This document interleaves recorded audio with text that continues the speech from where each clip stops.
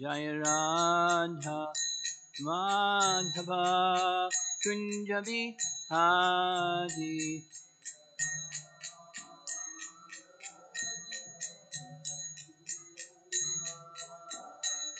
Gopijana Bhalabha Girivardhari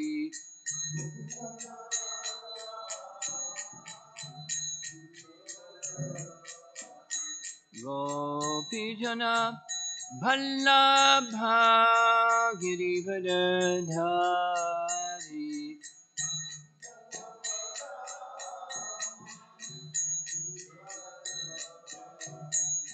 Jasodhanandana Brajajanaranja Jasodhanandana Brajajanaranja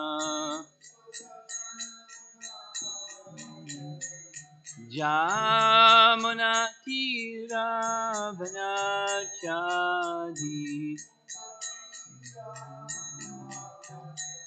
Jamuna Tira Vanachadi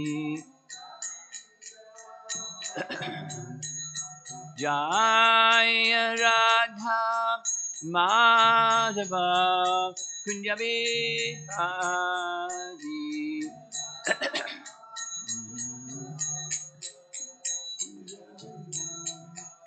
Jaya Radha Madhava Kunja Bihari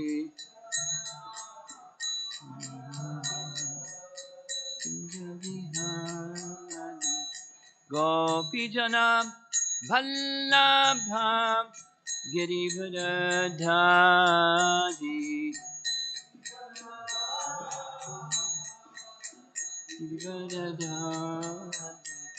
Gopijana Vallabha Girivardhari Girivardhari Jasodhanandana Brajajanaranja Jasodhanandana Brajajanaranja Jamuna Tira Vanachari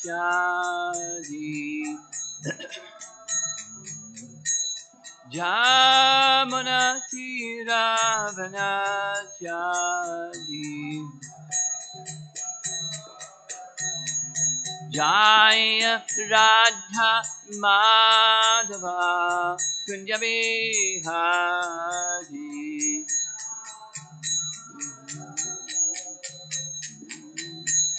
Jaya Radha Madhava Kunja Bihari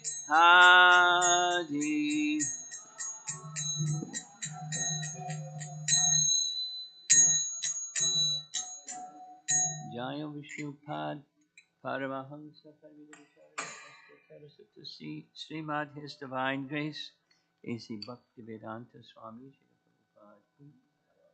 Grantharaj Srimad Bhagavatam Ki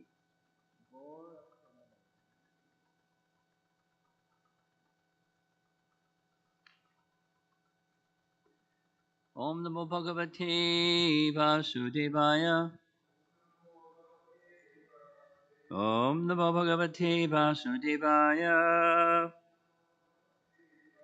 Om Namo Bhagavate Vasudevaya. We're reading this morning from Canto 10, Chapter 59, the killing of the demon Naraka. And we'll be chanting together verse number 17, and then 18, 19, and 20. But we'll chant together 17. 10:59:17. Yani yodhai prayuktani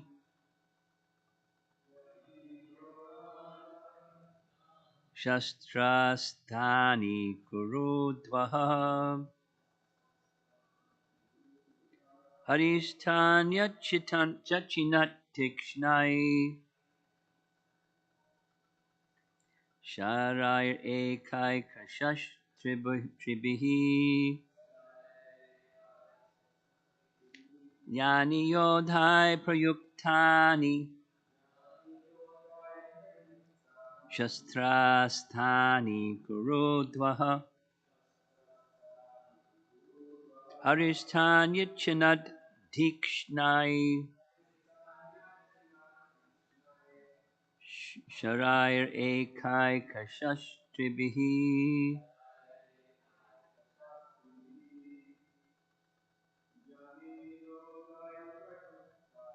yani yodhai prayuktani shastrastrani kurudvaha haristanya chinait tasnai sharai ekai kashash tribihi yani yudhai prayakshani shastrasthani kurudvaha haristanya chinat tikshnai sharai ekai kashash tribihi yani yudhai prayuktani shastrastrani karudvaha haristanya chinait tikshnai sharai ekai kashastribihi yani yodhai prayuktani shastrastrani karudvaha haristanya chinat tashnai sharai ekai kashastribihi yani those which yodhai by the warriors prayuktani used shastra cutting weapons astrani and missile weapons kuru udvaha oh hero of the kurus King Parikshit Harihi Lord Krishna Tani them achinat cut to pieces Tikshnai sharp Sharai with arrows ekashaha each one tribihi with three and then the translation that's word for 17 and the BBT translators have grouped 17, 18, 19 together. Lord Hari then struck down all the missiles and weapons the enemy soldiers threw at him, O hero of the Kurus, destroying each and every one with three sharp arrows. Meanwhile, Garuda, as he carried the Lord, struck the enemy's elephants with his wings, beaten by Garuda's wings, beak, and talons. The elephants fled back into the city, leaving Narakasura alone on the battlefield to oppose Krishna. And 20 is also assigned for this morning. I'll just read the translation. Seeing his army driven back and tormented by Garuda, Bauma attacked him with his spear, which had once defeated Lord Indra's thunderbolt. But though struck by that mighty weapon, Garuda was not shaken. Indeed, he was like an elephant hit with a flower garland. So there's no purport here in the BBT publication, but I'm going to read to you the commentaries of our acharyas that are available. And we'll start with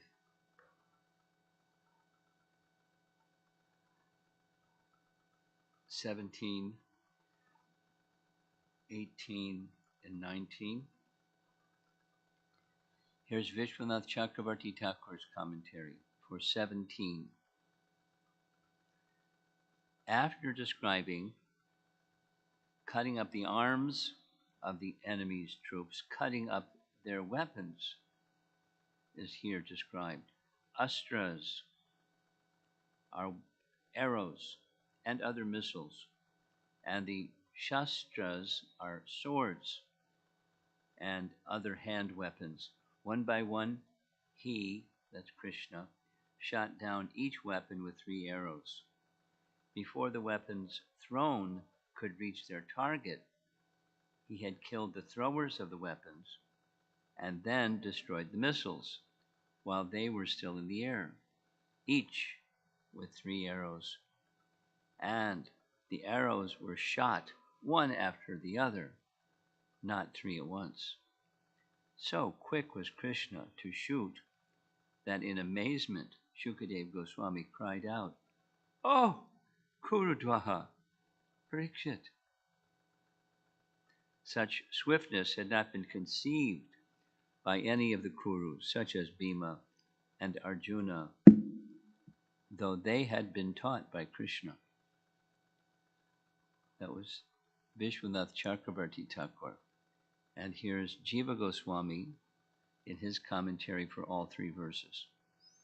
Shastra means swords, etc., and astrani means arrows, etc., missiles. The Lord was carried on Garuda, who flew here and there with great speed and ease. This appeared most glorious and indicates Garuda's power. Though he was carrying the Lord, with his wings he beat the elephants. From this it is understood that the fighters were not riding elephants. The elephants were situated separately. Some were killed and some injured. Naraka, remaining in the battle, continued to fight. This indicates that he was fearless. And Sanatana Goswami, in these 3 verses, writes, same. Now, Jiva Goswami, just a comment on the commentaries. Jiva Goswami was requested by Sanatana Goswami to edit his Vaishnava Toshni, which is a commentary on the 10th canto. Jiva Goswami obliged, and he made commentary on those same verses, much of which is included in Sanatana Goswami's commentary, but it's his own commentary. And you'll recognize some of what Jiva Goswami wrote in what Sanatana Goswami writes. Shastra means swords, etc., and astrani means arrows, etc. The Lord was carried on Garuda, who flew here and there with great speed at ease. This appeared most glorious and indicates Garuda's power. Very same. Though he was carrying the Lord, with his wings he beat the elephants. Same. From this it is understood that the fighters were not riding on elephants. Same. The elephants were situated separately. Same.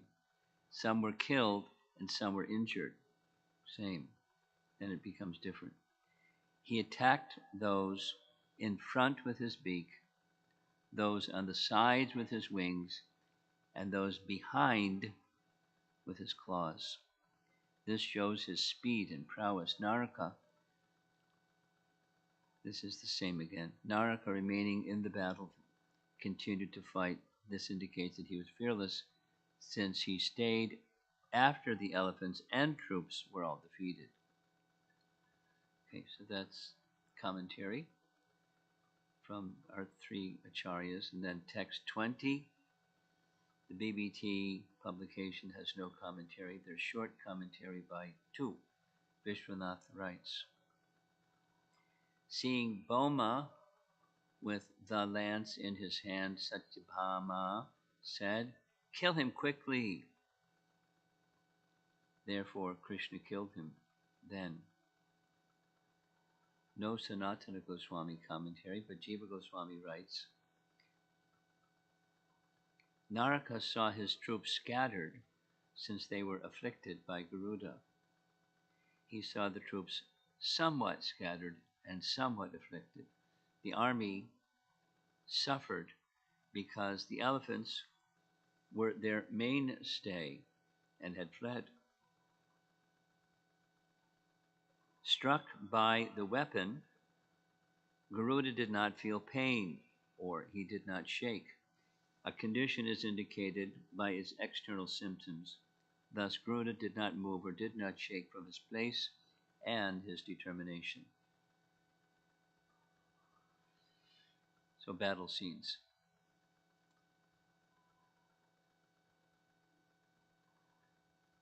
There's a couple of background comments. In verse 20, it's mentioned here that Boma attacked Krishna with his spear, which had once defeated Lord Indra's thunderbolt. So, a little background. This chapter 59, begins with an appeal being made by Indra to Krishna. And the appeal that was being made by Indra to Krishna was, help, because the demigods, including Indra, had been attacked by Naraka. And Naraka defeated, it's not the first time, there are incidents where the demons attack the demigods, which means demons they were powerful in many ways. They could travel from one planet to another. They had powers of mystic powers from their demoniac activities of austerity, etc., etc. So they had great power. So from time to time, the demigods are attacked by the demons. And in this case, Naraka was attacking, we'll assume, I don't know the detail, with armies, but at least he was there, and he defeated the demigods. Specifically, I don't know the detail, but it's mentioned here that his spear, Naraka had a spear, and his spear was more powerful than Indra's thunderbolt. Indra's thunderbolt is pretty powerful. Thunderbolts are powerful. And the spear was more powerful and defeated Indra's thunderbolt. So that very same spear, back to the background. Because when he went there, he stole many things. And one of the things that he stole was Aditi's earrings. And the earrings are not just like they're ornaments, but they're more than ornaments. They were effulgent and divine, or invested with demigod powers. And he wanted them, so he stole them. Now later, after Naraka is defeated, one of the things that the Mother Earth, does is she returns the earrings to Krishna and Satyabhama so they can take them back to the demigods. But because he's killed, what about the earrings? So his stolen property was given back to Krishna.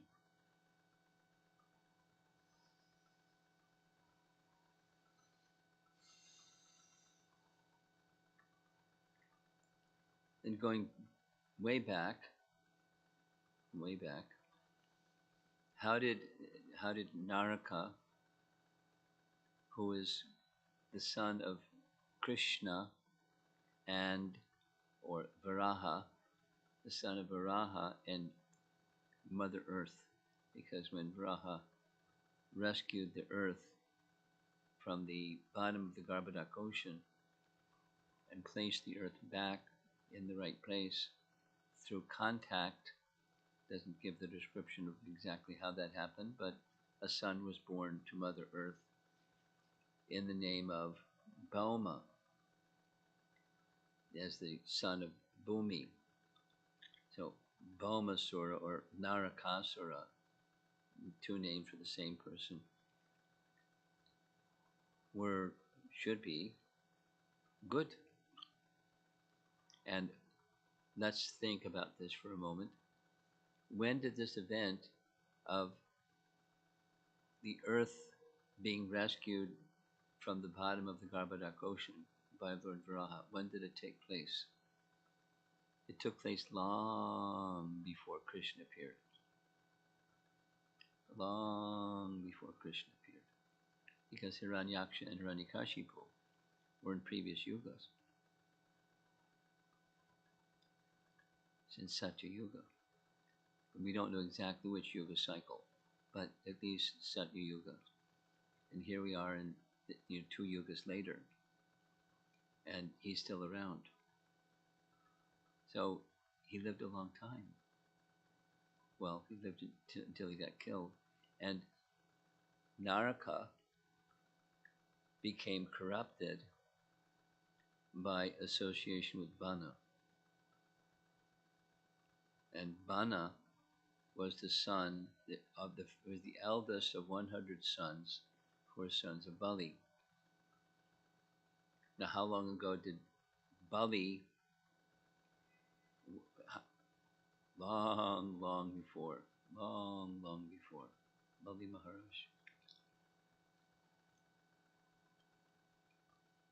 If I remember correctly, it's not only a different yuga cycle, but a different manu. The research that I did on this was it's the manu number 6, and this is during manu number 7. So long, long before. So Bali became a resident by Vamana's arrangement. Bali became a resident of Sutala. And according to the Bhagavatam and other places, he's still there, enjoying opulence that's superior to the opulence of Lord Indra. And Vamana, who promised to be his gatekeeper, is still there.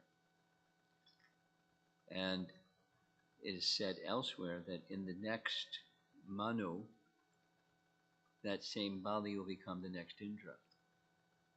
In other words, he lives a long lifetime, Bali. But Bali was a great personality, but his son was not a great personality. His son, Bana, was like the family line in which he was born. He was demoniac.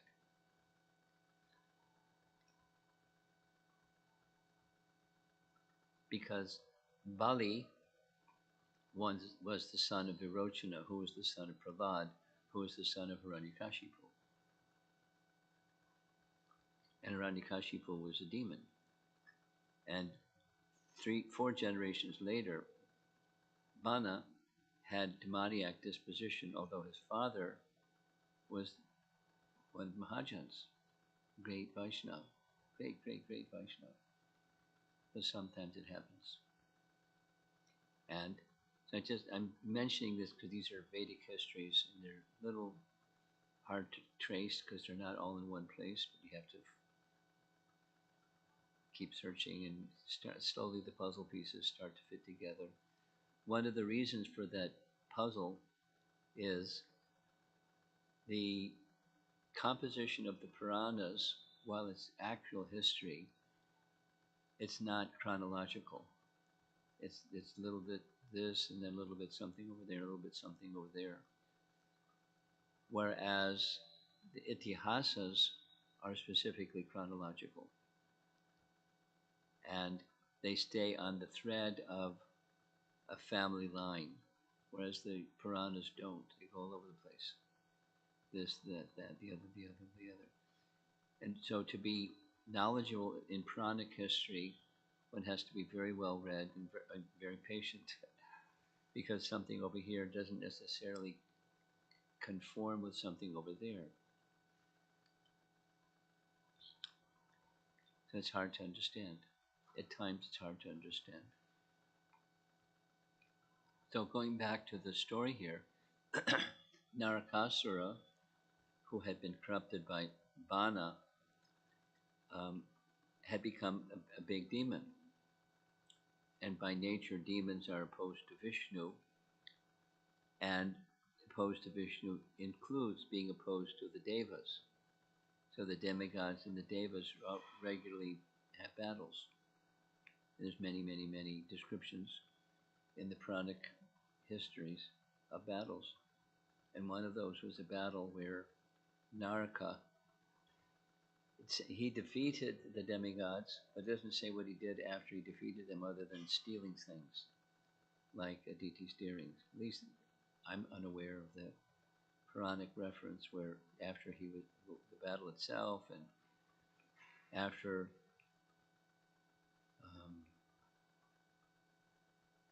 the demigods were defeated, what did he do? Because there are examples like Hiranyakashipu taking over the kingdom of Indra, displacing Indra. Indra was displaced.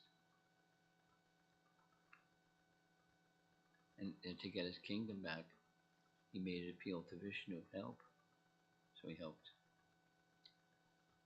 Hiranyakashipu was finished. So there's our description of this section of chapter 59, the battle between Naraka and his armies. Garuda had a big role to play. I'll mention this one other thing. It doesn't say that he felt pain when Garuda was inflicted by missiles and things shot at him by Narakasura's army. It doesn't say he felt pain, but he tolerated it.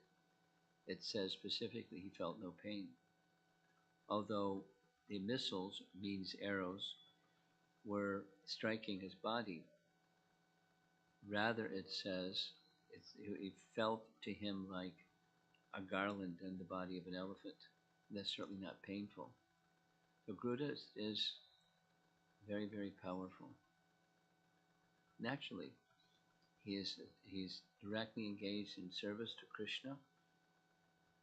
He is with him there in Dwaraka, and whenever Krishna needs to go somewhere, he's got his conveyance, that's Garuda. Krishna has other conveyances that's also described. Nice description because it's a short, there's no purport in the BBTs, it's just what these other commentaries say. In Brihat Bhagavatamrita, in describing the life of Kaliya and the incident with Krishna dealing with the Kaliya serpent, there are different yuga cycles, and there's different outcomes with Krishna's dancing on the hoods of the Kaliya serpent. And it is said that Kaliya, in some cases, exists with Krishna in the spiritual world. And Kaliya, during Krishna's pastimes in this world as well as in the spiritual world, Kaliya acts as a carrier to carry Krishna from one place to another, like Garuda specifically. So although he was bad, he became purified by the touch of Krishna's feet and by the mercy of his very qualified wives. Because of them, he got such mercy. And in that mercy, he became freed from his contamination.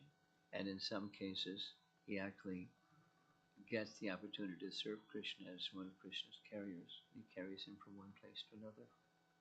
Apparently, water travel.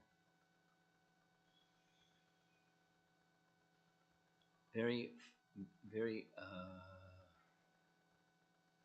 It's not imaginative, but it's hard to imagine. So, but these personalities have powers that we don't have access to, and therefore it seems fanciful.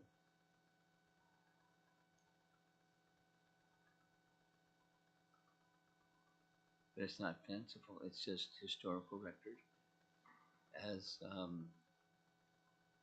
Sadhaputta puts it.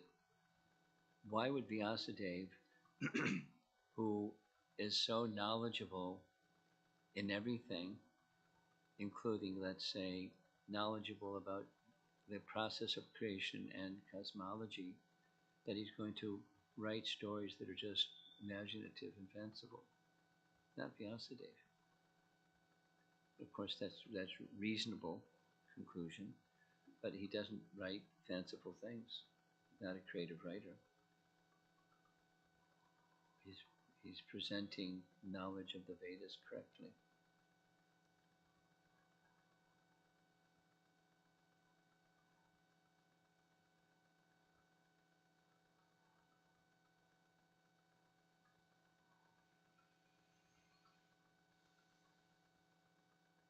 Higher beings have powers that are quite amazing.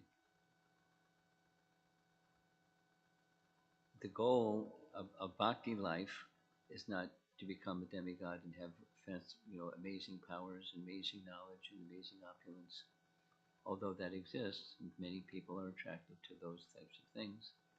But the far greater is becoming attracted to, and more even becoming attached to, becoming a profound devoted servant of the Supreme Lord in whatever capacity he wants. And that's the most exalted attainment.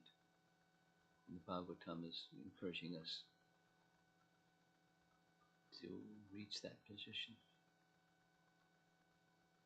See if there's some discussion.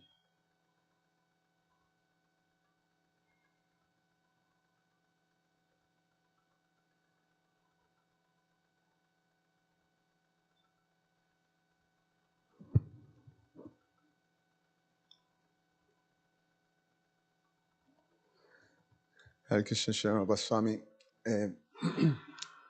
I just, noticed that, Garuda is associated as the carrier of Lord Vishnu. And in Krishna's Leela, this is one of the few instances in which Krishna uses Garuda as a carrier. Yes. And in general, we hear is that Krishna mounts, a chariot with, white horses and this and that. So, does it have a significance sometimes that Krishna display his full opulence as, Lord, the Lord of Vaikuntha, Lord Vishnu, and at times, doesn't do that?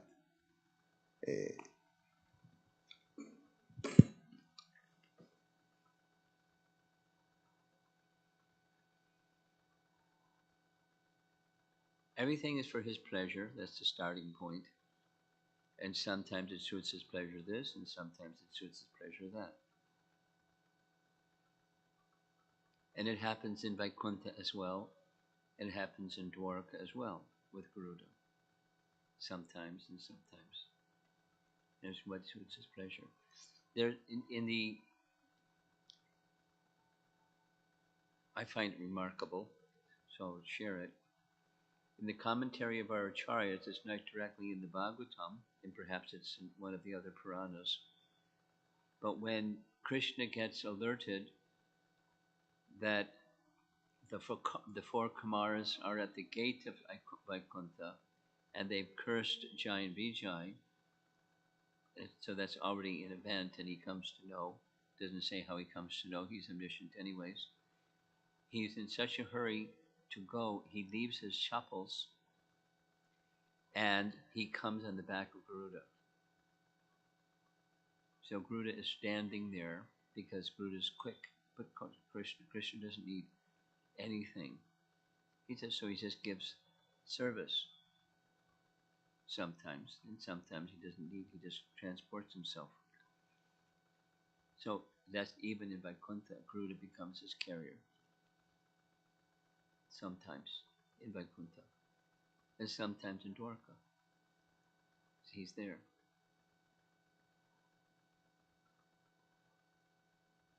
Krishna does things without Garuda, but sometimes Krishna does things with Garuda. Sometimes he comes in a chariot. Sometimes he doesn't even need a chariot.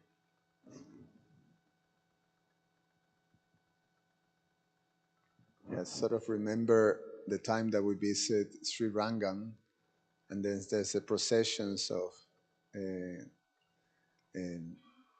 Lord Ranganath or the Pratibhuditis taken into different carriers. Sometimes it's Garuda, sometimes it's Hanuman, sometimes it's a horse, sometimes it's a lion.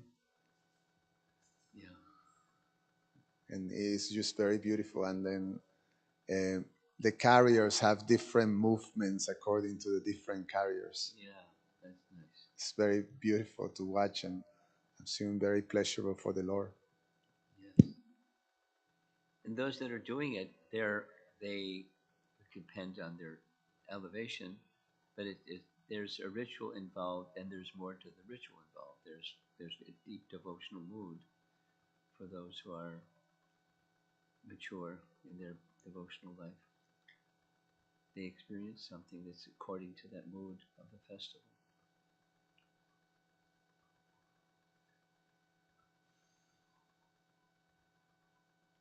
Reciprocation between the Lord and his devotee.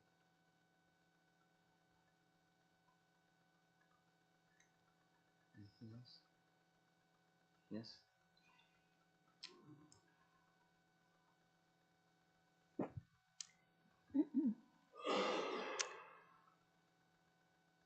This kind of method of warfare where there's arrows and spears and shields, then usually, I suppose, if an arrow is aimed at somebody's body, then the opposing person will put up a shield to prevent the arrow from piercing or severing or whatever.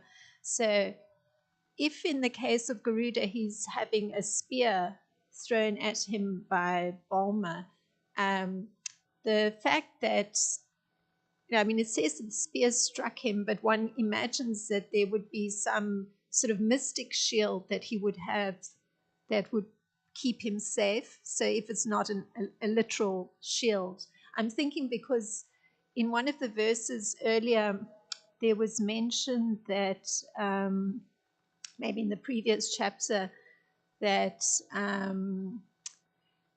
his warriors had a mystic shield around their hearts.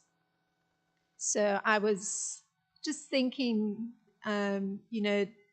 because you were just touching on the powers of the higher beings.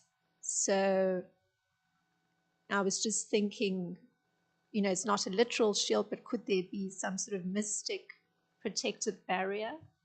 Yeah, you're presenting as a question, but it's an assumption. I mean, it's included somehow. What that somehow is isn't specified, but somehow there are powers by which he was protected from what for a normal person would be, impossible. Or now, having said that, there are certainly pastimes where it appears that the devotees of the Lord are afflicted by something of this world. I mean, Lakshmana, it happened twice. And then the serpent weapons, the whole army was, this is in Ramayana, the battle in Lanka. All the armies were tied up with ropes of serpents. So Garuda came, and seeing Garuda, the serpents disappeared because they were mystical entities. But how can a mystical entity tie up or afflict Ram and Lakshman? Because they were also tied up by the serpent arrows.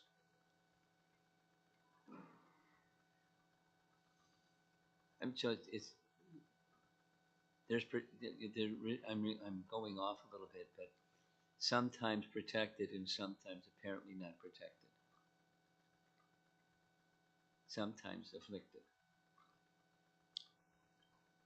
And when you're in service to the personality of Godhead, you're ready for anything because anything could happen, especially very elevated souls.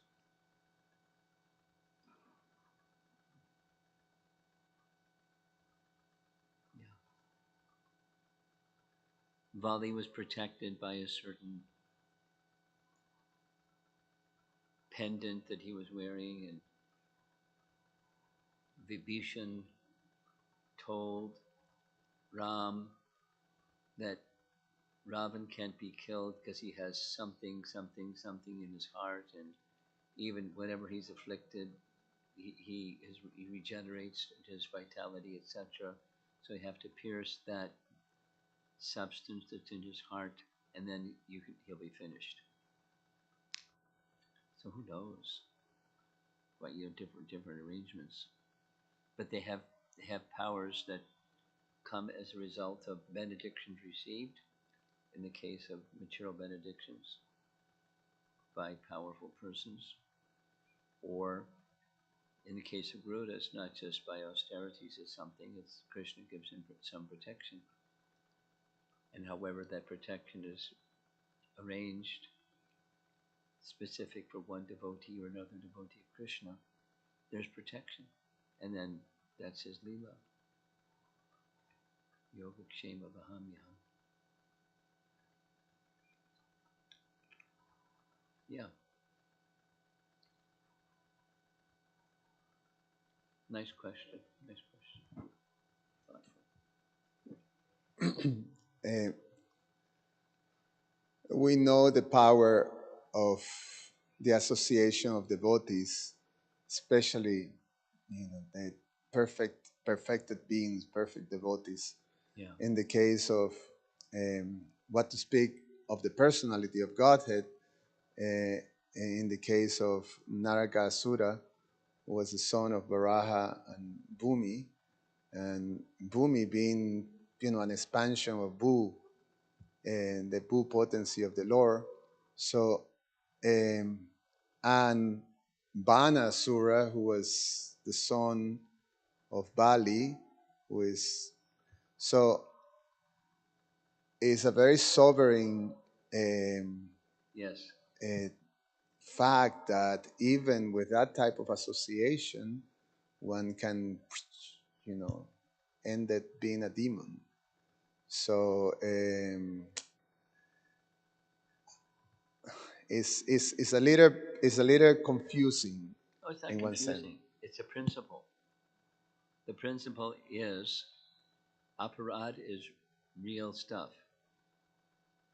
And when one offends someone who's very dear to the Lord, it's of great consequence.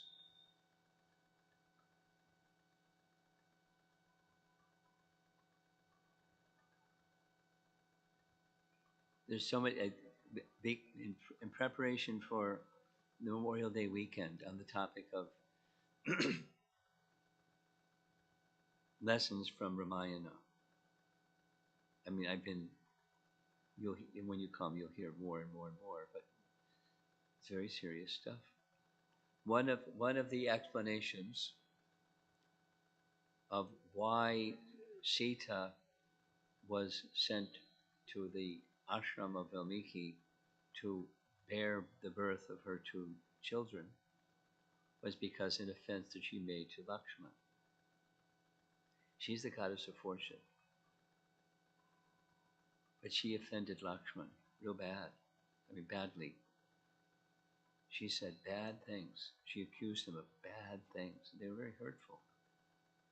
And it was effective because he felt hurt and he did something, he became confused by that. But she got a reaction, according to one of the explanations of our acharyas, is that was the Sri Vaishnavas make a big deal about this as one of the reasons. It's a reaction to her offense, and it's real stuff.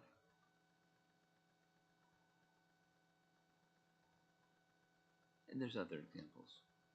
We were discussing this in Naperville. Dvivida was, along with his brother Mainda, they were sons of the Ashvini Kumaras, and they were very important persons in Ram's entourage. Both them, Dvida and Mainda, were in the group that were sent to go in the southerly direction searching for Sita. Their names are mentioned repeatedly in terms of their heroics in the battle. So they were on Ramchandra's side. But searching for the offense that he made, it's not in Ramayana. Apparently it's in Padma Purana. But the offense that Dvivida made was an offense against Lakshman. And because of that, he became an enemy. He became against Krishna and Balaram and fought. There's other examples. There's more and more and more.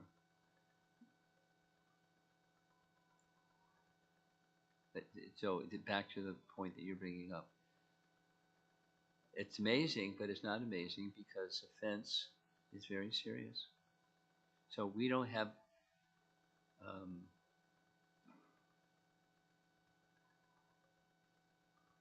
Lakshman or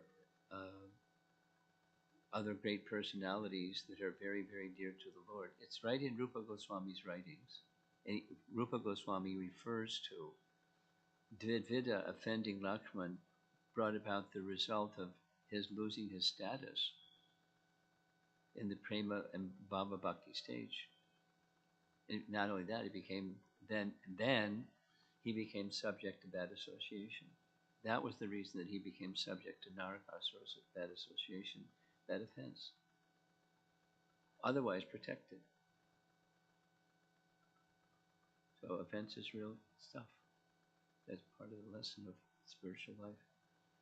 We need the association of devotees. At the same time, we must be very careful to not offend the devotees. And we could say, oh, they're not so advanced, they're not like great personalities, so we can offend them. It's okay, it's not okay. It's very serious business. That's the lesson. Okay, thank you very much. Prabhupada ki. In this Romapada Swami Maharaj ki jai.